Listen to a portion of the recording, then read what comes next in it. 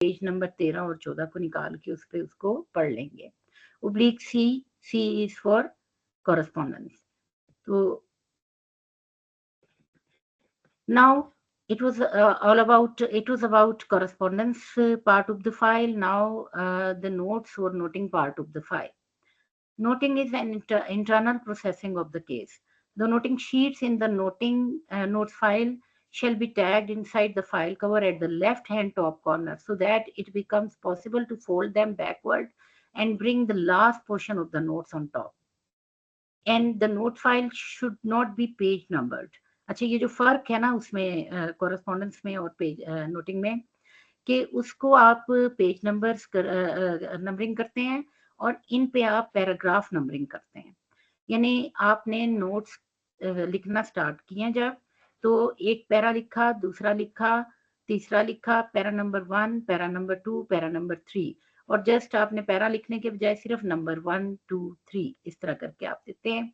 और जब भी रेफरेंस दिया जाएगा तो फिर वो ऐसे दिया जाएगा कि पैराग्राफ वाइज आप उसका इन्वर्टेड कॉमर्स में एस पैरा 19/n, यानी नोटिंग पार्ट के ऊपर, नोटिंग शीट के ऊपर पैरा नंबर 19 को देखिए तो ये वाली बात वहां मौजूद है।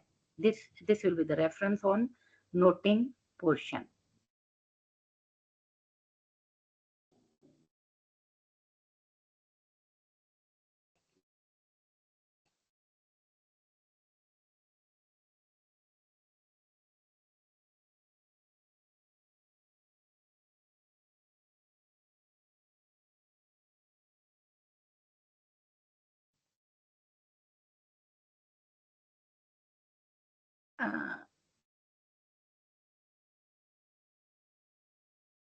Now, all incoming and outgoing communications shall be entered in red ink in the notes file at the appropriate stage and given a paragraph number. Such entries shall be separated from the running notes by horizontal lines drawn across the page. ये आप अगर इस line पे देखें, ये देखें इस slide पे, तो ये इसे रेड मार्किंग भी कहते हैं। रेड मार्किंग उस फाइल के ऊपर जैसे कोई नई कम्युनिकेशन स्टार्ट होती है तो वो कहाँ से, किस ऑफिस से आई, उसका नंबर क्या था और डेट क्या थी और कौन से पेज पे, कॉरेस्पॉन्डेंस फाइल में किस पेज पे उसको डिस्प्ले किया गया है, और फिर उसके आगे एक और हॉरिजॉन्टल लाइन लगाकर फिर ये फर्दर लिखा जाता है कि ये कहाँ से ये कॉरेस्पॉन्डेंस आई और कहाँ ये कॉरेस्पॉन्डेंस मूव करेगी, और उसकी भी ये डेट आगे इस तरह करके ये रेफरेंस मेंशन किया जाता है। इसको रेड मार्किंग कहते हैं। Procedure for assigning subject, title and numbers to files. Every file shall be given a suitable subject title and an appropriate number, and these shall appear prominently on the file covers, places provided for this purpose. अब ये आप इसका हवाला देना, इस बात को समझना इस तरह ज़रूरी है कि जो भी फाइल्स किसी ऑफिस में मौजूद होती हैं उनको लोकेट करने के लिए एक प्रोसीजर तय किया जाता है और उसके लिए लिस्ट्स बना ली जाती हैं और एक सूटेबल टाइटल उसको दिया जाता है और अप्रोप्रिएट नंबर दिया जाता है। उसके लिए every office shall maintain an approved list of main subjects headings serially numbered in respect of all matters dealt with in the office. This list of main subjects headings shall only give general subjects. For example, in a section dealing with establishment matters, some of the subject headings may be as under. अगर वो establishment matters के लिए number 1 पे एक उसको दिया गया recruitment of staff की फाइल्स हैं का सब्जेक्ट है, फिर लीव एंड ट्रांसफर का है, पेंशन का है, तो इसी तरह ये एक मिसाल है, इसमें और भी हेडिंग्स हो सकती हैं। इसके बाद इन सब हेडिंग्स के लिए सब हेडिंग्स भी अप्रोप्रिएट जो है वो दी जाती हैं। मिसाल के तौर पर रिक्रूटमेंट ऑफ स्टाफ के अंडर अब देखा जाएगा कि कौन कौन से स्टाफ की रिक्रूटमेंट है, तो स्टेनोग्राफर्स की रिक्रूटमेंट, टाइपिस्ट की रिक्रूटमेंट है, या क्लर्क्स की है, नायब कासिद की है, या लेक्चरर्स की है, एपीस की है, एसोसिएट्स की है, प्रोफेसर्स की है, जो भी होंगे उनको सब हेडिंग्स में रखा जाएगा, लेकिन वो एस्टेब्लिशमेंट विंग में वहीं पे डील हो रहे होंगे। The subject title of the file dealing with the recruitment of clerk. अब अगर हम ये बात करते हैं, ये आप देखें कि अगर हम रिक्रूटमेंट ऑफ स्टाफ को देखना चाहते हैं और उसमें कौन से स्टाफ की, हम क्लर्क्स की देखना चाहते हैं, तो इसके लिए जो नंबर बनेगा वो सबसे पहले आप देखिए एसओ एस्टेब्लिशमेंट, ये रेड में अगर आप देखें एसओ एस्टेब्लिशमेंट, ये क्या है? This is the office to which the file pertains, जिस ऑफिस में वो फाइल मौजूद है। एंड डैश डाल के नंबर 1 पे सीरियल नंबर आ रहा है main list of the heading का, और फिर डैश डाल के तीसरे नंबर पे सब हेडिंग आ रही है, और ब्लिक डाल के फिर year in which the file is open, 87 में अगर ये फाइल ओपन हुई किसी ये इस सब्जेक्ट पे, तो ये उसका फाइल नंबर बन जाएगा। इसी तरह हमारी भी फाइल्स जो सेक्रेटेरिएट में मौजूद हैं या हमें डील करते हैं जिस फाइल पे, उसकी भी नंबरिंग इसी तरह हुई है। और आपने देखा होगा कि आप कि जब कोई ऑर्डर्स वगैरह होते हैं तो नंबर और डेट उसका मेंशन होता है। The name of the department to which the file belongs should be mentioned clearly, printed in bold for it on the file covers. The list of main subject headings should be pasted on the opening page of the file register. Her file in files के लिए भी registers बने हुए होते हैं और उसका जो ओपनिंग पेज है उस पे ये डिस्प्ले कर दी जाती है। The series of file numbers run from 1st January to 31st December each year. और इसको जब आपने कोई फाइल उन्होंने लोकेट करनी होती है तो इसको वहाँ इस लिस्ट को देखा जाता है और उसी में में से उसको वहां से वो फाइल को लोकेट किया जाता है।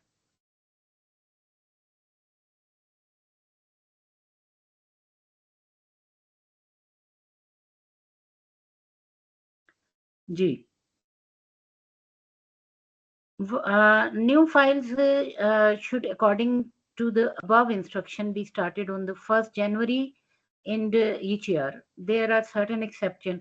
अच्छा, अगर तो एक फाइल चल नए टॉपिक्स, नई चीजों के ऊपर नए पीयूसी आ रहे हैं और नई कम्युनिकेशन स्टार्ट हो रही है, तो उसके लिए नई फाइल स्टार्ट होगी। लेकिन अगर ऐसा है कि 1985 में अगर कोई फाइल आपकी बनी और उसमें कुछ कॉरेस्पॉन्डेंस होने के बाद उसमें अभी वो उसके बाद वो क्लोज हुई है, उसके ऊपर कोई मजीद कॉरेस्पॉन्डेंस नहीं हुई है। लाइक अगर हमारी कोई फाइल है तो हमारी पोस्टिंग हुई या कोई छुट्टी वगैरह का, उसके बाद काफी लंबा अरसा हमें कुछ उसके कॉरेस्पॉन्डेंस करने की जरूरत नहीं पड़ी है, तो 1987 में अगर किसी ने वो या किसी कमिंग ईयर में, इसको आप 1985 या 87 के बजाय अगर आप अभी भी कह सकते हैं कि 2015 में अगर उस फाइल में कॉरेस्पॉन्डेंस हुई और उसके बाद आप 2023 में भी अगर उसको अब कोई नया पीयूसी आता है तो वो उसी फाइल में एंटरटेन होगा। अगर कोई फाइल 300 पेजेस से एक्सीड कर जाती है तो फिर उसको उसका एक नया वॉल्यूम बनाया जाता है, उसे वॉल्यूम 2 कहा जाता है, और वो वॉल्यूम 1 इंटैक्ट रहता है और वॉल्यूम 2 नई फाइल में डील होना शुरू हो जाता है। न्यू फाइल्स में नॉट बी ओपन्ड अननेसेसरीली। आप बिला वजह नई फाइलें ओपन नहीं करते हैं और ना ही पार्ट फाइल्स बनाते हैं। पार्ट फाइल क्या होती है? अच्छा, अब आप ज़रा विजुअलाइज़ करें ना कि आपकी जो कॉरेस्पॉन्डेंस फाइल है उसके उसमें सबसे पहले आपकी जब पोस्टिंग हुई और वो सारे पेपर्स लगे हुए हैं, उसके बाद वो लगते-लगते अगर आपकी आपकी फाइल पे कोई एक्शन हो रहा है और आपकी फाइल किसी इन्फॉर्मेशन के लिए किसी दूसरे डिपार्टमेंट गई है और आपको दोबारा से आपको कहीं छुट्टी के लिए अप्लाई करना है या आपको एनओसी चाहिए और आप वहाँ अप्लाई करते हैं उस डिपार्टमेंट में, आपकी फाइल मौजूद नहीं है इंस्टेंटली, तो क्या होगा कि फिर आपकी पार्ट फाइल बनाकर उस पे एक्शन लिया जा सकता है, उस पे कम्युनिकेशन स्टार्ट की जा सकती है। लेकिन पार्ट फाइल भी बिला वजह नहीं बनाई जाती है, ज़रूरत के तहत बनाई जाती है। और अगर पार्ट फाइल बना लें, तो जैसे ही वो फाइल वापस आती है या मिलती है, तो उसको उसके साथ कंबाइन किया जाता है और बड़ी क्लियरली उस पे ये नंबरिंग की जाती है। जो पहली फाइल का नंबर है आपका, वो एसओ एस्टेब्लिशमेंट 1 टू 3/68 है, तो उसके साथ आप पार्ट फाइल 1 और उसके बाद अगर दूसरी आपने बनाई है तो पार्ट फाइल 2, और जिस वक़्त वो दोनों फाइल्स कंबाइन करनी है तो पार्ट फाइल 1 के नीचे क्रोनोलॉजिकल ऑर्डर में एनेक्सेस लगा के पार्ट फाइल 2 उसके साथ अटैच कर दी जाती है। The files and papers comprising a case. अच्छा, अब ये तो आपको ये हमारी डिस्कशन हुई कि फाइल होती क्या है, फिर उसके बाद कोरेस्पोंडेंस पोर्शन क्या होता है, नोटिंग पोर्शन क्या होता है। अब ये सारा कुछ तैयार हो गया। अब कोई केस जब डील होता है, तो उसको कैसे डील करना है? Case under submission. The files and papers comprising a case under submission shall be placed on file boards or bands. Prefer किया जाता है कि फाइल बोर्ड के ऊपर लगाया जाए, और उसको पेपर्स को ऐसे अरेंज किया जाता है कि सबसे पहले notes on the case, case के ऊपर जो नोटिंग नोटिंग जो होती है ना, आपने आमतौर पे अगर फाइल देखी हो तो नोटिंग के लिए अलहदा थिन फाइल भी यूज की जा सकती है, और बाद औक़ात वो उसी कॉरेस्पॉन्डेंस फाइल के बाहर पेजेस भी टैग करके लगाए जाते हैं। वो टाइपिंग भी हुई हो सकती है, हाथ से लिखे हुए भी हो सकते हैं, नोटिंग शीट्स होती हैं, और उनको फ़ोल्ड करके फ़ाइल के अंदर भी रख दिया जाता है। तो जैसे ज़रूरतन आप कह सकते हैं कि जैसे ज़रूरत पड़े उसको, तो उसमें वो note on the case, the last portion of the note with the signature of the officer submitting the note facing to upwards. जो लास्ट पोर्शन है नोट्स का, वो विज़िबल होता है, उसके ऊपर उसको फ़ोल्ड कर लिया जाता है। और ड्राफ्ट फॉर अप्रूवल यानी डीएफए। अब ये देखें कि डीएफए क्या है? Draft for approval. तो इसको अगर कोई डीएफए है तो उसको भी उसके अंदर पहले note of the on the case आ गए, फिर उसके बाद ड्राफ्ट आ गया, फिर कॉरेस्पॉन्डेंस फाइल आ गई with the PUC fixed at the end and page number. फिर फाइल्स ऑफ प्रीवियस प्रोसीडिंग्स आ गई, प्रेसिडेंट्स आ गई इफ एनी, उनको एनेक्स्टेड कर लिया जाता है। और अगर कोई पॉलिसी चाहिए उसके लिए, या कोई रेलेवेंट पेज है, पेपर है, कोई डॉक्यूमेंट है, तो उसको भी।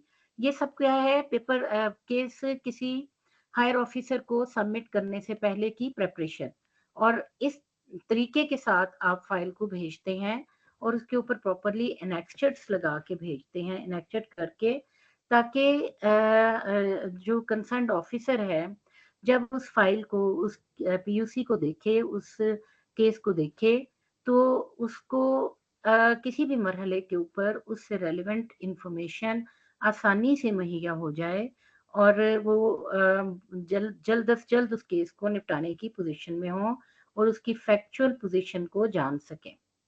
उन्हें दोबारा से उसके लिए बार-बार इंफॉर्मेशन सीक ना करनी पड़े। Files must be kept flat and not folded at the middle or doubled page back to display particular pages. ये एहतियात करनी चाहिए कि फाइल को हमेशा फ्लैट रखा जाए और उसको मोड़ा ना जाए, और ना ही उसके अंदर के पेजेस को मोड़ा जाए। और जब आप किसी हायर ऑफिसर को फाइल भेजते हैं, तो आपको उसके साथ कुछ ब्लैंक पेजेस 1 या 2 ज़रूर लगा के भेजने चाहिए, ताकि अगर कोई नोटिंग उन्होंने करनी है, तो उनको दुश्वारी ना हो। बेशक नोटिंग पोर्शन पे, उस पेज पे कुछ स्पेस बाकी भी हो, फिर भी आप ब्लैंक शीट साथ लगा के भेजते हैं। Noting portion is very important. Participants, noting portion is very important इस हवाले से कि आपकी जो कॉरेस्पॉन्डेंस है, उसको वज़ाहत करने के लिए, जो आपकी गुफ्तगू, या आप फ़ोन पे तो भी बात कर सकते हैं किसी केस के मुतालिक अपने हायर ऑफिसर के साथ, या जाके भी बात कर सकते हैं। लेकिन जो फाइल की मूवमेंट है, वो हमारी इसी हैसल को बचाने के लिए कि आपको किसी के, वो आपको फाइल पढ़ के, नोटिंग पढ़ के आपको सारी पोज़ीशन क्लियर हो जाए, ऑफिसर को सारी पोजीशन क्लियर हो जाए कि इस कॉरेस्पॉन्डेंस से, इस कम्युनिकेशन से रिलेटेड क्या-क्या मामलात हैं, क्या-क्या चीज़ें हैं, और इस पे फैसला करते हुए, इस पे अप्रूवल देते हुए किन-किन बातों को मद्देनज़र रखना है। अगर कोई पॉलिसी है, कोई डॉक्यूमेंट है, तो वो सारा कुछ उसके साथ प्रॉपर्ली टैग किया जाता है, नेक्सस लगा के, और उनको उस फाइल को प्रिपेयर करके भेजा जाता है, ताकि ऑफिसर को फैसला करने में आसानी हो। और ये फाइल की मूवमेंट कहलाती है। अगर आप सेक्शन ऑफिसर से डेप्टी सेक्रेटरी के पास या एडिशनल सेक्रेटरी या सेक्रेटरी साहब के पास जाती है, तो ये अपवर्ड मूवमेंट होती है, और जैसे ही फाइल वापस मूव करती है, इसको डाउनवर्ड मूवमेंट कहेंगे। और इस तरह से communication from downward to upward जाके फिर उसके बाद अप्रूवल के बाद इसी तरह फाइल वापस आती है, और फिर उसके ऊपर डीएफए साइन किया जाता है।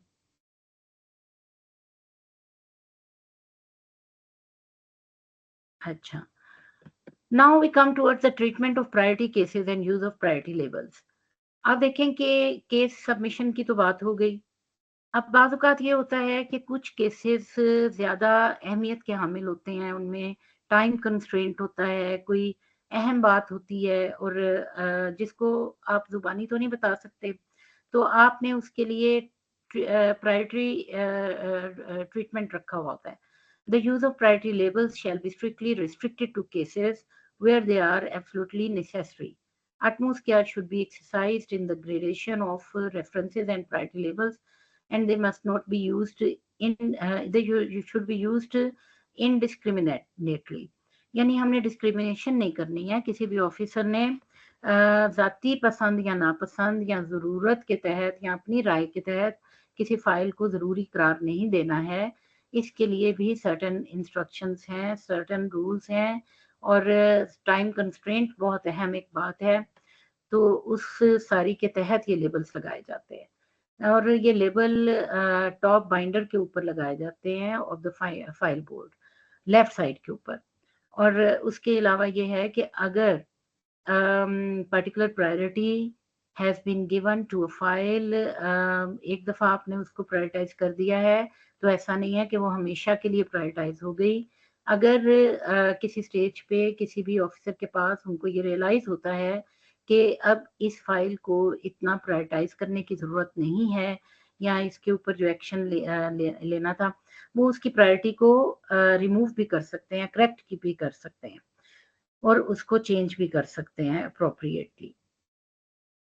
Cases requiring instant attention to the exclusion of all other work which an officer may be doing at the time should be labeled top priority.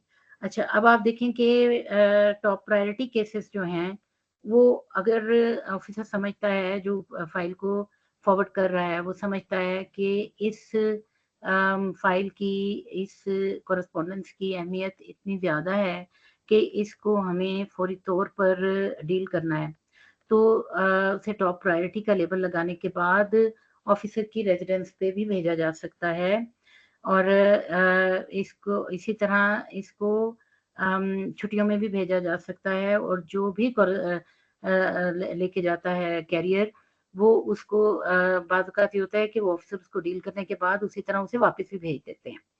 तो असेंबली बिज़नेस अगर डील हो रहा है, तो उसके ऊपर भी ये टैक्स लगते हैं। फिर अगर बजट है, तो उसको उसके ऊपर भी इस तरह, ताकि उनको प्रायोरिटाइज़ किया जा सके। और 48 hours cases requiring attention within 48 hours. अगर कोई केस ऐसा है कि 48 घंटों में उसका फैसला किया जाना ज़रूरी है, और तवज्जो देनी ज़रूरी है उसकी तरफ, तो फिर अर्जेंट का लेबल भी लगाया जाता है। और रिसीट एंड इश्यू ब्रांच उसको डायरी और डिस्पैच करते हुए भी इसको अहमियत उसी तरह देते हैं, और थ्रू स्पेशल कैरियर्स उसको भेजा जा सकता है। और अगर एक कॉन्फिडेंशियल बॉक्स है, आप देखें कि बाज़ फाइल्स, बाज़ केसेस बहुत अहमियत के हामिल होते हैं, और उनको कॉन्फिडेंशियल भी रखना होता है, तो उसके लिए कॉन्फिडेंशियल बॉक्सेस भी अवेलेबल होते हैं, उनके ऊपर भी फिर सूटेबल प्रायोरिटी लेबल लगाया जाता है, और उसके मुताबिक उसको डील किया जाता है, और जो भी सबमिटिंग ऑफिसर है, जो उसको उसको डील कर रहा है, वो उसकी पूरी ज़िम्मेदारी लेता है।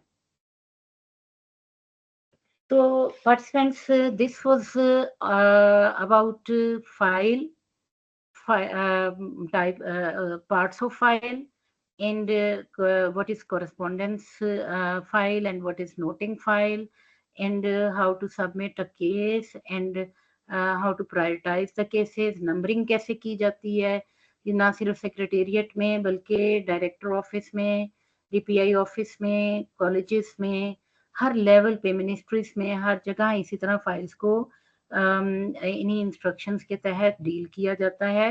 और ये जो जार्गन्स हैं, जैसे हम कह रहे हैं कि पीयूसी, डीएफए, ये सब नॉन, ये इनके लिए मुख्तस एब्रीविएशंस हैं, और इनको इसी तरह रेफरेंस भी देना होता है और इसी तरह कोड भी करना होता है।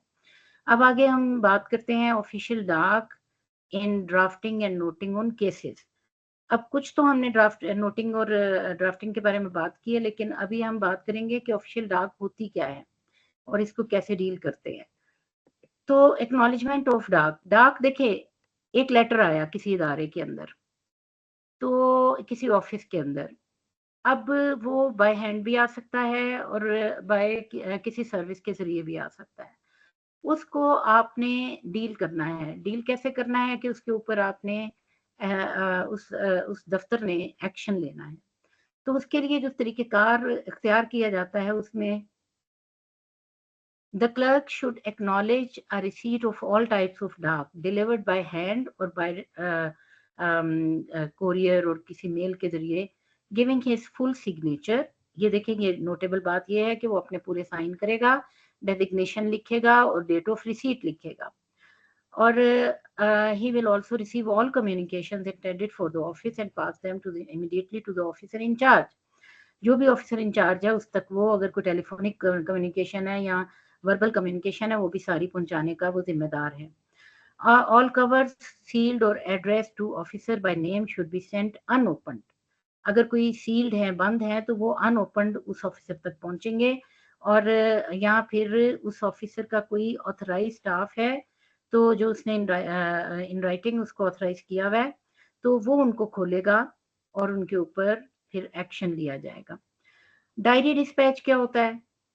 Diary register, it means this is a register in which all papers received and are entered. जो receive होते हैं उन सबको enter किया जाता है।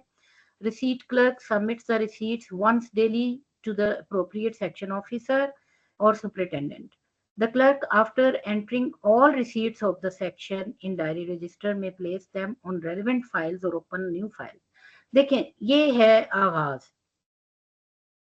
जैसे ही कोई कॉरेस्पॉन्डेंस आई, जैसे ही कोई लेटर आया, तो उसको पहले तो वो डायरी होके उसका नंबर वगैरह लग के, फिर उसके बाद उसको एक फाइल उसकी ओपन होगी। उस फाइल के ऊपर जी, ये एक चैट बॉक्स में है कि please guide what can be the nature of questions in our assessment after these sessions. इन ये सारी बातें हम आप अभी करते हैं। आपने फ़िक्र नहीं करनी है इन चीज़ों की। आप ये देखिए कि ये टू सम एक्सटेंट ये हमारे लिए, ये सारी चीज़ें हम देखते ज़रूर हैं, हमने नंबर भी देखा होता है, हम डायरी और डिस्पैच की बातें भी करते हैं, हमने ये लफ्ज़ पढ़े भी होते हैं।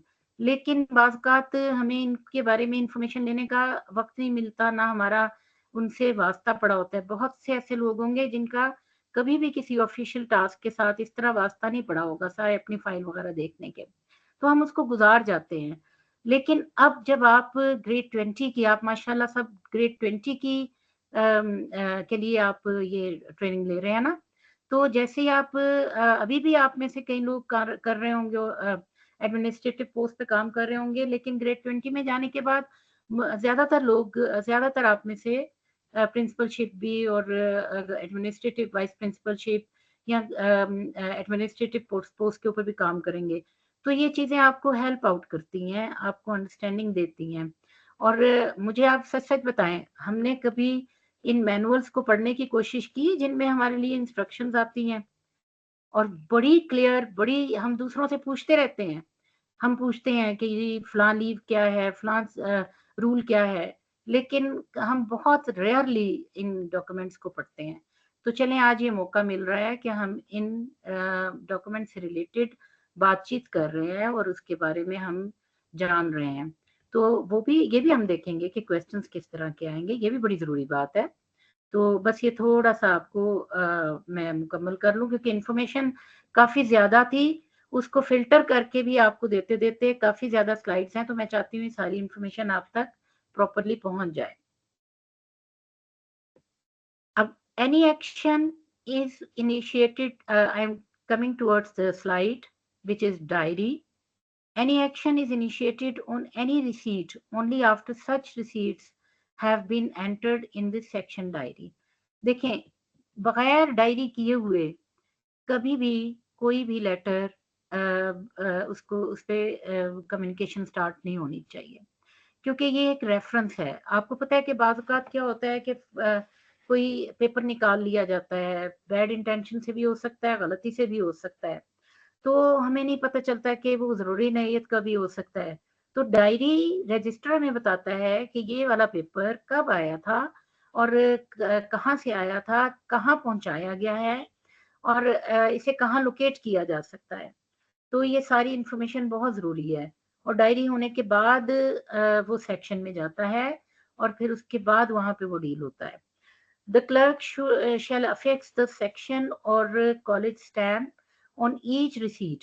आप भी ये देख लिया करें कि जब आपने कोई डायरी करवाया है, कोई पेज दिया है, तो उसके ऊपर क्लर्क उसके ऊपर एक स्टैंप लगाते हैं, जिसके ऊपर लिखा होता है कि ये नंबर क्या है और डेट वगैरह उसके ऊपर मेंशन होती है, whether receive from any office, this letter में be receive from any office or branch, और जैसे भी कोई बाय हैंड लेकर आया है, and it this diary number should be entered in the register on the same day they are received in the college or section. जैसे ही आया है उसी दिन ये एंटर हो जाता है, और at the same time enter the diary number of each receipt in the space provided for it in the section stamp. जो सेक्शन स्टैंप लगाई है ना क्लर्क साहब ने उस डॉक्यूमेंट के ऊपर, वहां पे भी वही नंबर जो डायरी रजिस्टर में लिखा है उसके ऊपर भी लग जाता है। इस तरह ये अब एक ऑफिशियल डॉक्यूमेंट बन गया। अब ये देखिए कि दिस इज द स्पेसिमन, ये है वो स्टैम्प जो कि उस पेपर के ऊपर आविज़ा की जाती है और वहाँ पे वो डिपार्टमेंट लिखा जाता है कि कहाँ से ये आया है, और वो सेक्शन या ऑफिस लिखा जाता है, डायरी नंबर लिखा जाता है, डेट लिखा जाता है। ये एक एविडेंस हो जाती है कि ये पेपर आया था और इसके ऊपर काम शुरू हुआ है। और ये भी देखा जाता है कि अगर बहुत दिन तक उसके ऊपर कॉरेस्पॉन्डेंस स्टार्ट नहीं हुई, तो भी ये पता चल जाता है कि जी ये तो 12 नवंबर को आया था और अब दिसंबर आ गया है, तो अभी तक इसके ऊपर एक्शन क्यों नहीं हुआ, ये कहाँ रहा पेपर। अब ये डायरी रजिस्टर का वो पेज है जिस पे सीरियल नंबर है, number and date of document है, फ्रॉम होम रिसीव्ड है, फाइल नंबर है, रिकॉर्ड ऑफ मूवमेंट है, डेट ऑफ डिस्पोजल है। ये देखें, अब क्लियरली यहाँ पे क्लियर आ जाएगा कि ये वाला पेज, ये जो आई थी कम्युनिकेशन, ये किस डेट को डिस्पोज ऑफ हुई है। अगर किसी साइल ने ये देखना हो कि मैंने जो रिक्वेस्ट भेजी थी या मेरा जो केस था वो अभी तक क्यों नहीं डील हुआ या हो गया है, तो ये वाला जो रजिस्टर का पेज है ये बताएगा कि कितने दिनों में ये वाला केस डिस्पोज ऑफ हुआ है। Okay, now what is dispatch. हम आमतौर पे डायरी और डिस्पैच इकट्ठे यूज करते हैं लफ्ज। हम कहते हैं कि जी डायरी डिस्पैच करा लें, तो हम ये नहीं देखते हैं कि डायरी क्या है और डिस्पैच क्या है। तो जी, डिस्पैच है कि जब आपके उस लेटर के ऊपर जो आपने भेजा या जो कम्युनिकेशन आई है, उसके ऊपर जो भी एक्शन लिया जाएगा या उसको डिस्पोज ऑफ करने के बाद वो उसके ऊपर अगर कोई डीएफए बना है, कोई लेटर इशू हुआ है, तो वो वापस जाएगा उस रिसिपिएंट, उस बंदे के पास, सेंडर के पास जिसने वो भेजा था। तो वो कैसे जाएगा? वो भी इसी तरीके के साथ जाएगा कि वो दोबारा डिस्पैच होगा, डिस्पैच रजिस्टर में भी और सारी उसकी एंट्रीज होंगी। The superintendent of the receipt and issue branch, assistant in charge of central dispatch agency shall ensure that letters are actually dispatched on the same day in any cost not later than the next morning। अगर चले उस दिन देर भी हो गई है evening hours से, तो अगली सुबह को वो ऑफिस को वहां से निकल जाए, डिस्पैच हो जाए और ऑफिस कॉपीज उसकी जो है वो उस ऑफिसर तक, उस सेक्शन तक वापस आ जाए। आप देखें, याद रखें, जब एक लेटर डिस्पैच किया जाता है तो वो उसके साथ एक ऑफिस कॉपी होती है। वो ऑफिस कॉपी डिस्पैचर तक पहुंचती है, उसके ऊपर भी सारा वो स्टैंप लगती है और डेट नंबर वगैरह डलता है, और फिर उसके बाद वो वापस सेक्शन में जाता है और उसी फाइल में लग जाता है। ये एविडेंस होती है कि ये वाला लेटर इशू हुआ था और इन नंबर्स वगैरह के तहत इस डेट पे, और अब ये उसका एक सबूत वहां पे मौजूद है। The draft to be sent out by post should be entered in a separate register, and the entries should show the reference number, picture, particulars of the addresses, and the amount of stamp affixed on each letter, telegram etc। अच्छा, अब आप देखें कि जो आपके उस communication के लिए जो लेटर पोस्ट होने हैं ना, उसके ऊपर जो स्टैंप लगती है, जो खर्चा आता है गवर्नमेंट का, वो भी यहाँ पे सारा अंदराज होता है कि ये क्या था, किसी ऑर्डिनरी मेल से गया था, स्पेशल मेल से गया था, या ये बाय हैंड गया था, ये सारी एंट्रीज वहां पे मौजूद होती हैं। ये अच्छा, now the dispatcher, who is dispatcher? Dispatcher वो बंदा है कि जो इसको डिस्पैच कर रहा है। He receives papers from for dispatch and checks the enclosures. Enclosures क्या होते हैं? मिसाल के तौर पर कोई डाक भेजी जा रही है, तो उसके साथ किसी पॉलिसी की जरूरत थी, या किसी पुराने लेटर की जरूरत थी, या किसी भी कागज की, किसी रेफरेंस की, तो उसको एनक्लोयर कहते हैं। तो अगर इंक्लोयर से साथ अटैच्ड है तो लिखा होता है इंस्ट्रक्शंस में, इसलिए उसने असर्टेन करना होता है कि इंक्लोयर्स भी साथ जा रहे हैं कि नहीं। वो डेट डालता है, वो ब्लैंक जगह के ऊपर, और उसकी ऑफिस कॉपी रिटेन करता है, फिर कॉपी को ऑफिस कॉपी से अलहदा करता है, फिर ऑफिस कॉपी को वो रबर स्टैंप करता है, इशूड की दोनों को करता है, और फिर उसके बाद अपने इनिशियल करता है, और फिर वो सेक्शन को ऑफिस कॉपी वापस भेजता है, और रजिस्टर के अंदर एंट्री भी करता है कि स्टैंप कितने की लगी है, और फिर ये और कहाँ गया है, किस डेट को गया है। ये सारा कुछ करने के बाद वो नायब कासिद को देता है पोस्टिंग के लिए। अब नायब कासिद ने खुद तो पोस्ट नहीं करना है, तो उसके आगे मजीद स्लाइड्स थी जो कि इंस्ट्रक्शन मैनुअल। अच्छा, ये जो सारी बातें मैं आपको बता रही हूँ, इनमें से मैंने खुद से कुछ नहीं एंटर किया, ये सारा कुछ आपके उस मैनुअल ऑफ इंस्ट्रक्शंस में मौजूद है, और उसको शुरू में मैंने उनका रेफरेंस दिया हुआ था आगे। यहाँ मैं इसलिए रेफरेंस हर जगह नहीं दे रही हूँ क्योंकि इन स्लाइड्स को बनाना, उसमें उन रेफरेंस के साथ इतना फिर बहुत सारी स्लाइड्स बनती चली जाती हैं। तो आप ये समझें कि ये हर चीज रेफरेंस है वहां पर, और अगर आप इसी तरह उसको फॉलो करते हैं तो ये इंस्ट्रक्शंस मौजूद हैं। अब नाइब कासिद के बाद जो लफ्ज वहां पे इस्तेमाल किया गया वो दफ्तरी का भी है, कि आप दफ्तरी को दे देते हैं, और दफ्तरी फिर मजीद उसके ऊपर उसको पोस्ट करवाने के लिए वो क्या उसके ऊपर मराहिल आते हैं, ये सारा।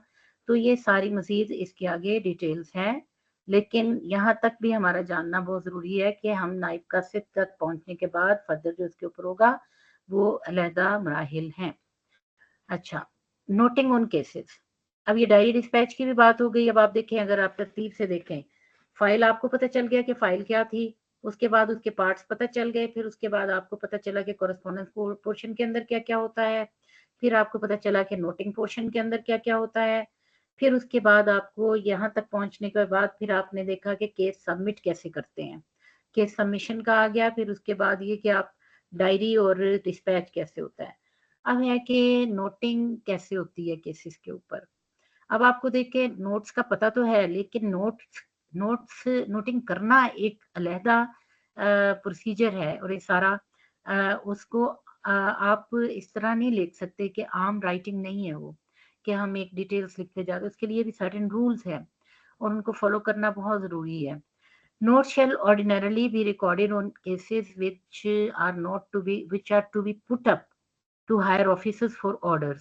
No elaborate notes are needed. Therefore, अगर कोई elaborated notes की जरूरत नहीं है, तो फिर क्या होगा कि वो कौन सी सूरत हाल है कि जहां जरूरत नहीं है, वो भी मैं आपको बता देती हूँ। अच्छा, पुटअप का लफ्ज आप देख रहे हैं कि पुटअप क्या है। ये बड़ी कॉमन लैंग्वेज है जो कि दफ्तरों में इस्तेमाल होती है। वो कहते हैं जी केस पुटअप हो गया है, तो ये आम बंदे को तो नहीं पता चलता कि पुटअप क्या है। तो उसका यही मतलब है कि जो मैंने आपको बताया कि जब कम्युनिकेशन आई, जो रिसीट आई दफ्तर में, तो उसके ऊपर डायरी नंबर वगैरह लगने के बाद और उसको सुपरिटेंडेंट साहब पुटअप करते हैं फाइल के ऊपर, रेड मार्किंग भी होती है और फिर उसके बाद उसमें नोटिंग शीट्स लगा के और वो कोरस्पोंडेंस पीयूसी का उसके ऊपर टैग लगा के और फिर वो रेलेवेंट ऑफिसर की टेबल तक जाता है। सेक्शन ऑफिसर साहब हों या कोई असिस्टेंट डायरेक्टर साहब हों या कॉलेज है तो कॉलेजेस में भी हायरार्की को फॉलो करते हुए, तो इसको कहते हैं कि जी केस पुटअप हो गया। अब हमारे पास चूंकि वक्त भी इतना वक्त कम हो रहा है, तो मैं इसको अब डिटेल में आपको इसको मैं थोड़ा सा अपने लफ्जों में आपको बता दूं कि अगर सेक्शन ऑफिसर साहब समझते हैं या कोई वो ऑफिसर रेलेवेंट समझता है कि मेरी अपनी पावर्स जो डेलीगेट की गई हैं पावर्स, उनके मुताबिक मैं इस पे एक्शन ले सकता हूँ। कुछ केसेस होते हैं कि वो सिर्फ सेक्शन ऑफिसर साहब के सतह तक जाके ही हल कर लिए जाते हैं और उनके ऊपर एक्शन ले लिया जाता है। अगर कोई उसके ऊपर ड्राफ्ट बनना है या वो इशू होना है, लेटर इशू होना है या कोई भी, तो वहीं तक हो जाता है। और कुछ केसेस होते हैं कि वो डिप्टी सेक्रेटरी साहब तक जाते हैं या फिर उसके बाद एडिशनल साहब तक जाते हैं या उससे ऊपर सेक्रेटरी साहब तक जाते हैं या उससे भी आगे अगर भेजनी हो। जैसे हमारी ग्रेड 20 की जो प्रमोशन होती हैं वो आप लोगों को पता होगा कि वो हायर ऑफिस तक भी जाते हैं। तो इसी तरह इसको फॉलो करते हुए फिर वो कंसर्न ऑफिसर देख लेते हैं कि नोटिंग की ज्यादा जरूरत है कि नहीं। अगर तो उन्होंने खुद ही उस मसले को हल करना है, उसको उस पर एक्शन लेना है, तो फिर उसके ऊपर सिंपल नोटिंग के साथ, थोड़ी नोटिंग के साथ भी वो। और अगर उन्होंने प्रपोज करना है किसी हायर ऑफिसर को कि ये केस है और इसके ऊपर ये एक्शन प्रपोज किया जा रहा है, आप काइंडली अप्रूवल देते हैं अगर, तो हम इसको ये लेटर इशू कर दें, तो फिर उसकी नोटिंग थोड़ी मुख्तलिफ होती है, थोड़ी डिटेल्स आती हैं। When a case is put up to a higher officer, it shall always be assumed that the paper under consideration। अच्छा, ये देखेंगे पेपर अंडर कंसिडरेशन यानी पीयूसी। तो हम ये समझते हैं कि जब भी कोई केस किसी ऑफिसर के पास गया है, तो हम ये समझते हैं और ये एज्यूम भी किया जाता है और होता भी ऐसे ही है कि वो साहब या साहिबा उसको लाजमी तौर पर पढ़ते हैं पीयूसी को। तो इस वजह से पीयूसी को रिप्रोड्यूस करने की जरूरत नहीं होती है, उसमें नोटिंग में इतनी ज्यादा और उसको पैराफ्रेजिंग करने की जरूरत नहीं होती है। उनके उनके उस केस से रिलेटेड जो कागज हैं उनको पढ़ने के बाद वो केस बनाया जाता है कि जी इसमें ये इंफॉर्मेशन है। फर्दर हम अच्छा, ये मैं थोड़ा सा चैट भी देख रही हूँ। Why do files get misplaced in offices even if they are organized properly? ऐसा नहीं होता मेरा ख्याल है। मैं भी काम किया हुआ है मुख्तलिफ सेक्शंस में एज सेक्शन ऑफिसर, और मैंने मुख्तलिफ सतह के ऊपर, तो मैंने देखा है कि ऐसा नहीं होता है। बहुत एहतियात बरती जाती है, बड़ा ही प्रॉपर सिस्टम होता है फाइलिंग का। और एक फाइल तो होती नहीं है, बहुत ज़्यादा फाइल्स होती हैं। हाँ, ये है कि मिल भी जाती हैं फाइल्स, ऐसा नहीं है कि नहीं मिलती हैं। तो इसके लिए बड़ा एक अच्छा सिस्टम मौजूद है। अच्छा, मज़ीद इसको हम देख लेते हैं कि हाँ, अब मैं साइट की तरफ दोबारा आ रही हूँ। अगर आप देखिए कि बाज़ औक़ात ये होता है कि बहुत लंबा पीयूसी होता है, पीयूसी के अंदर बहुत डिटेल्स होती हैं, तो कॉम्प्लेक्सिटी से बचने के लिए, लेंथ से बचने के लिए एक छोटी-सी समरी सेक्शन ऑफिसर साहब जो है ना वो आवेदन कर देते हैं कि जिसको पढ़ के बड़े जो हायर ऑफिसर्स हैं वो उस केस को समझ सकें। When a note is required, it shall be be a presentation of the case in the following sequence. Question under consideration, जो भी केस है उसको हम question under consideration कहते हैं। Circumstances leading up to it, एक brief background उसका सारा उसके साथ दिया जाना चाहिए, और कोई रूल्स और रेगुलेशन है तो वो उसके साथ, कोई पॉलिसी है तो वो लगाया जाना चाहिए। पॉइंट्स फॉर डिसीजन उसमें दिए जाने चाहिए, और सजेशन फॉर एक्शन। आमतौर पे होता यही है कि सेक्शन ऑफिसर साहब जो है ना वो एक्शन उसके ऊपर लिख देते हैं कि जी एक्शन लिया जाना चाहिए, और प्रपोज किया जाता है और फिर मार्क कर दिया जाता है हायर ऑफिसर को। हायर ऑफिसर्स बाज़ औक़ात ऐसा भी होता है कि उसी को अप्रूवल दे देते हैं कि ठीक है, इट इज़ अप्रूव्ड और इस पे आप एक्शन ले लें। तो अगर नहीं तो फिर वो उसके ऊपर अपने रिमार्क्स देते हैं कि नहीं इस तरह है तो ऐसे होगा। अच्छा, इनकॉम्प्लिकेटेड बात का तो ये भी लिख देते हैं कि मैम जी जी जी जी हसन साहब। मैम 15 मिनट्स आर लेफ्ट, अगर क्वेश्चन आंसर लेना है तो माइक ऑन कर दूं। मैं ना 1 मिनट बस ये थोड़ा-सा ना मज़ीद बता दूँ, फिर उसके बाद हम इस तरफ आते हैं। अच्छा, ओके। ये मैं अब थोड़ा-सा आपको ये मैंने ज़ुबानी बता दिया इन सारी चीज़ों का कि नोटिंग कैसे होनी है। ड्राफ्टिंग, ड्राफ्ट भी मैंने आपको इसका भी बता दिया कि ड्राफ्टिंग कैसे की जाती है। ड्राफ्ट वो लेटर्स होते हैं कि जो आफ्टर अप्रूवल होने के बाद जो सेंड किए जाने होते हैं। अब आप देखिए कि बड़ा अहम हमारा एक पोर्शन रहता है forms of official communication. Forms of official communication जो हैं उनमें सबसे जो मैनुअल में दिए बताए गए हैं, मैं उनको अगर सिर्फ डिस्कस करूं तो एक ऑफिशियल लेटर है, एक ऑफिशियल ऑफिस मेमोरेंडम है। ये कोई 12 है, मैं इनको वन बाय वन आपसे डिस्कस करती हूँ। ऑफिशियल लेटर ये एक्सटर्नल कम्युनिकेशन होती है, और ये आमतौर पर फेडरल गवर्नमेंट लेवल पे होती है, प्रोविंशियल गवर्नमेंट्स के साथ, दूसरियों के साथ, और पाकिस्तान मिशन के साथ या फॉरेन मिशन के साथ, हाई कोर्ट या पब्लिक बॉडीज के साथ, और जो सेक्रेटेरिएट के डिफरेंट डिपार्टमेंट्स के साथ होती है वो इसके अंडर नहीं आती है। तो सैंपल ऑफ ऑफिशियल लेटर ये मैंने खुद टाइप करके इसमें इसलिए लगाया कि इसकी जो पिक्चर थी उसमें इतनी वजाहत नहीं हो रही थी। तो ये आप देखें कि ये इसका सैंपल जो मैनुअल में है ये इसके अकॉर्डिंग ये इसमें बनाया गया है।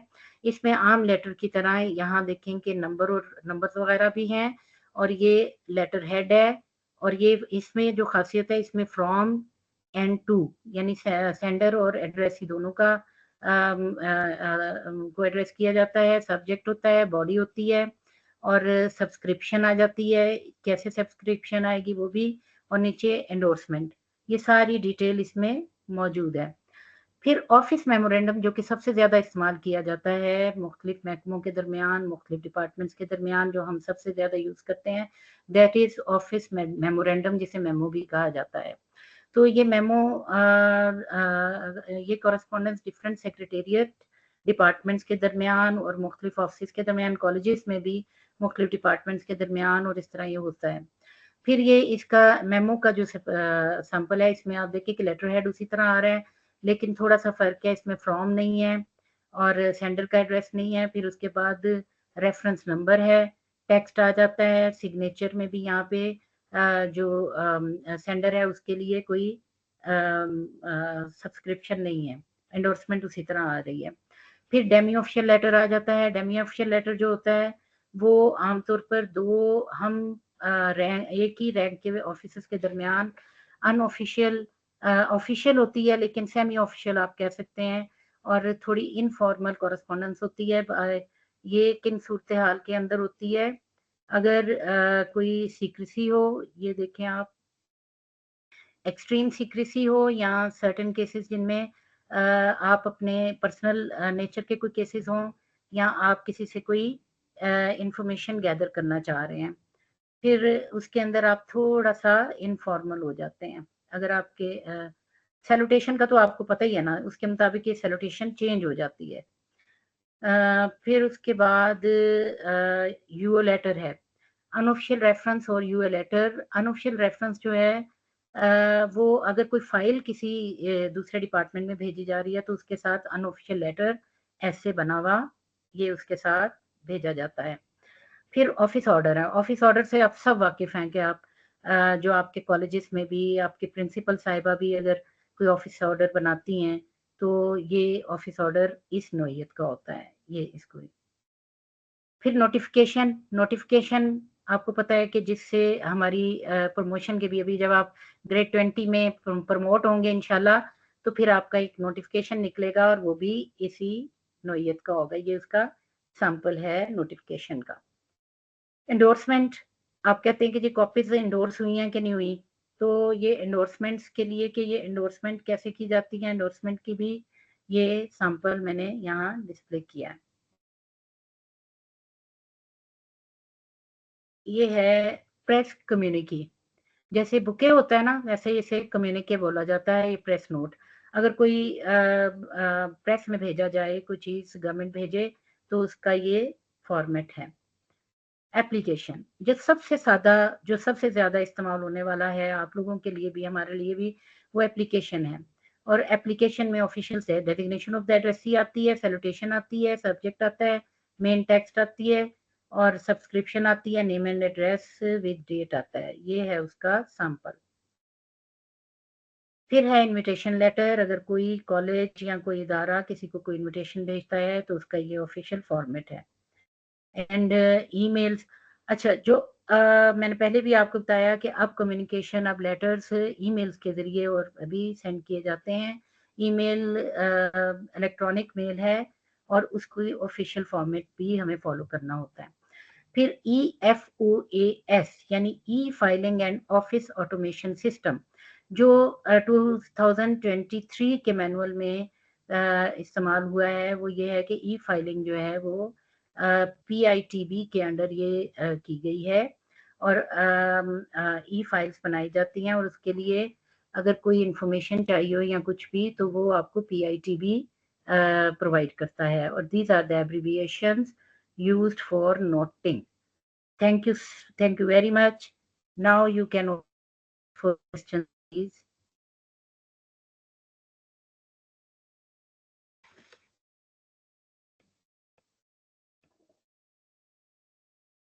जी हसन साहब। जी मैम। जी जी जी आप क्वेश्चंस के लिए आप माइक्स ओपन कर सकते हैं।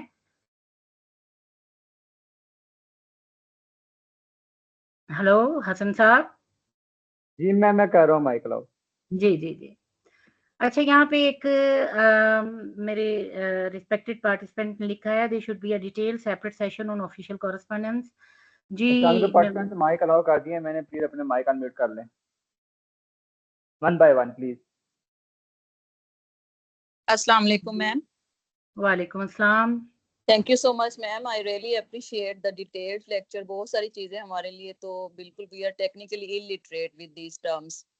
Thank you so much for acknowledging and giving this awareness. Ma'am थोड़ा सा प्लीज हमें गाइड कर दीजिएगा क्योंकि एक तो पेपर हमारा होना है इस 84 लेक्चर जो हमारे डिलीवर हो, तो हमें पेपर में क्वेश्चन किस टाइप का आ सकता है?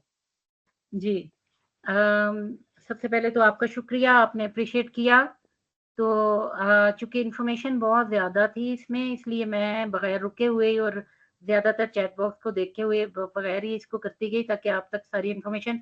और अभी मैं देख रही हूँ कि लिखा हुआ है there should be a detail separate session on official correspondence. Yes it should B.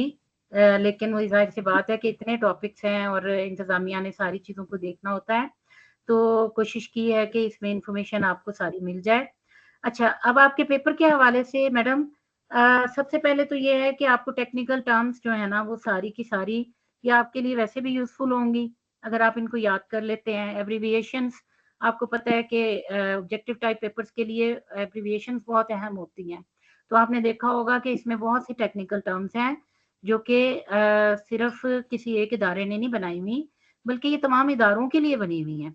ये मैनुअल जिसको या जिसे हम फॉलो करते हैं तो जाहिर है कि ये सारे इदारों के लिए तो ये एक यूनिवर्सल टर्म्स के तौर पर एक तो आप इनको फिर उसके बाद आप जो मेरा ख्याल है कि जो क्वेश्चंस आपको इससे रिलेटेड भी आ सकते हैं कि ये फॉर्म्स जो हैं, हाँ, कितने आप ये देखें कि कोई इंफॉर्मेशन है जैसे कि आप बताइए ज़रा मुझे कि कितने पेजेस फाइल में हो लग जाएँ तो उसके बाद वॉल्यूम 2 बनाया जा सकता है? आप बताइए ज़रा। मैडम 300। 300 that's it. हो सकता है यही एक क्वेश्चन आपका तैयार हो गया हो। वैसे मुझे पता नहीं है कि क्या क्वेश्चन होंगे, लेकिन ऐसे जी, वालेकुम मैम। जी, वालेकुम अस्सलाम। मैम प्रोफेसर नासिर जलम से मैंने मैसेज किया है, वो डिटेल कोरेस्पोंडेंस ऑफिशियल कोरेस्पोंडेंस पे होनी चाहिए, एक सेशन होना चाहिए या वर्कशॉप। मैम मुझे मेरा सवाल यही है कि जब ये एड्रेस करना होता है कि हमें खास तौर पे हायर अथॉरिटीज को सेक्रेटरी लेवल पे, जी तो बहुत से हमारे लेटर जो है वो इसलिए भी कंसिडर नहीं होते कि एप्लीकेशन हो या लेटर हो तो उसमें अननेसेसरी डिटेल्स दी जाती हैं या दे दी जाती है हमारी तरफ से, क्योंकि हमें जी, सिखाया ही नहीं जाता कि कैसे उसको आपने करना है। तो जी, ये काइंडली अगर आप इस पे एक सेशन कर लें या डॉक्टर हमीद साहब को ये मैसेज कन्वे हो जाए किसी तरह से, बहुत ही जरूरी ये पार्ट है हमारी ट्रेनिंग का। पीडी जी, खान में मैम मैं था तो एक लेटर उस पे बड़ी मतलब ना ले दे हुई थी, सेक्रेटरी को लिखा प्रिंसिपल ने और वो बड़ी उस पे एक्सप्लेनेशंस कॉल हुई। तो मैं सिंपल बात करूंगा कि we are totally ignorant of addressing higher जी, अथॉरिटीज। जी, तो जी, ये जी, हमें सिखाया जाना चाहिए कि किस तरह, मतलब इंग्लिश का लेवल हाई होना ये वो एक अलग बात है, लेकिन ड्राफ्टिंग और जो लेटर लिखने का तरीकाकार है या एप्लीकेशन का, आप बिलीव करें एक्नॉलेजमेंट का लोगों को नहीं पता, वही बात कि कैसे जी, आपने जी, उसको करना है। जी, तो जी, ये सारी चीजें मैम अगर डिटेल एक सेशन हो जाए तो बहुत शुक्रिया आपका, मेरी तो ये जी, रिक्वेस्ट है। मेरा डॉक्टर साहब ख्याल से है भी कि अब्दुल हमीद साहब, रिस्पेक्टेड अब्दुल हमीद साहब भी इसको सुन रहे होंगे, तो अगर तो उन्हें मुनासिब लगता हुआ या ज़रूरत महसूस हुई, तो जी मैं हाज़िर हूँ, कोई ऐसा मसला नहीं है। तो आप बिल्कुल दुरुस्त कह रहे हैं और इसमें देखें कोई ये ऐसी बात नहीं है कि ये कह देना कि जी मुझे नहीं पता। तो ज़ाहिर है कि जो काम हम प्रैक्टिस नहीं करते हैं ना, तो बाज़ औक़ात उसका जैसे मुझे जब मैंने पहली दफ़ा फ़ाइल देखी थी तो आई डिडन्ट नो कि व्हाट इज़ पीयूसी, तो उसको हम पक भी कह सकते हैं आप, और आपको नहीं पता होता है कि ये क्या है सारा कुछ। तो ये आप जब काम शुरू करते हैं तो फिर आपकी प्रैक्टिस होती है। तो नो मैं डाउट मैम आप अर्ज करूँ एक छोटी सी, मैं एक छोटी सी अर्ज करूं, मैंने मैम 2003 में वर्कशॉप वो पीएमडीडी वाली ने की अटेंड ऑफिस मैनेजमेंट पे, तो I was a very young lecturer. तो जब वो आए ना हमारे ट्रेनर तो उन्होंने कहा डिफाइन पेपर, ठीक है, हम हैरान हो गए कि पेपर की भी डेफिनेशन होती है टाइप्स ऑफ पेपर, कार्बन जी, पेपर, जी। इंक, जी, जी। ब्लैक, रेड, ब्लू, ग्रीन, जी, उनके जी। यूजेस, मतलब सिस्टम में तो हर चीज है, जी, लेकिन जी। अफसोस ये है कि उसकी बताया ही नहीं जाता, पता ही नहीं है लोगों को, बिलीव मी, कि ब्लैक जी। इंक कहाँ पे यूज करनी है, नहीं रेड तो इंक का क्या इस्तेमाल है। जी जी, जी। जी, जी, बिल्कुल इसकी भी सिग्निफिकेंस है। रेड जी और आपको पता है कि आप फाइल में सिर्फ रेड और ब्लैक और ब्लू कर सकते हैं। रेड जो जी है वो मैम, सिर्फ मार्किंग के लिए होती है और जी वही ना, ग्रीन मैं जो वही है तो वो कह रहा हूँ। ऑफिशियल जी यूज़ के लिए होती है सिर्फ। जी, जी मैम, इसी जी, तरह कार्बन पेपर्स को उन्होंने बताया, चेयर का बताया, डिफाइन चेयर, डिफाइन टेबल, मतलब मैं तो जी, हैरान हो गया, बिलीव मी जी। तो नहीं, मेरा नहीं। रिक्वेस्ट है ये आप तक पहुंच गई, बहुत अच्छा आपने माशाल्लाह लेक्चर दिया, अल्लाह ताला आपको सलामत रखे, बहुत शुक्रिया। Thank you so much. Thank you so much. अस्सलाम वालेकुम। जी, वालेकुम अस्सलाम। मैं तनवीर असगर बात कर रहा हूँ। रिक्वेस्ट है कि काइंडली ये ग्रुप में शेयर करवा दीजिएगा अपनी प्रेजेंटेशन। जी, ज़रूर, क्यों नहीं। Thank you ma'am. जी। मैम जी, जी। मैम मैं ये पूछना चाहती हूँ कि ग्रीन इंक की क्या सिग्निफिकेंस है, ये कहाँ यूज होती है और क्या किसकी? इसको यूज, ग्रीन इंक से कुछ भी आपने नोटिंग करना हो तो ग्रीन वो इंक क्या से आप आप नोटिंग नहीं बताओगे? करते हैं। जी, ग्रीन इंक से ना आप नोटिंग नहीं करते हैं। नोटिंग के लिए सिर्फ़ काली या नीली इंक यूज़ होती है।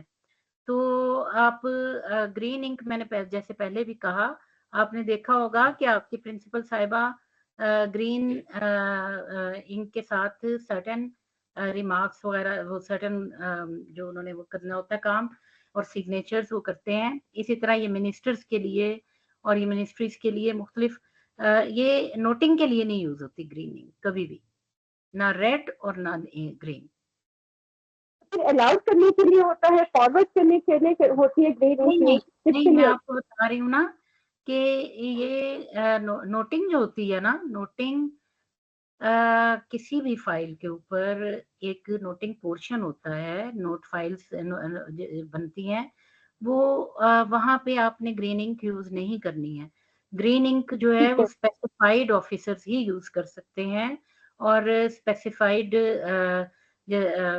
जो हायर अप्स हैं वो यूज कर सकते हैं और उसकी अपनी एक सिग्निफिकेंस है।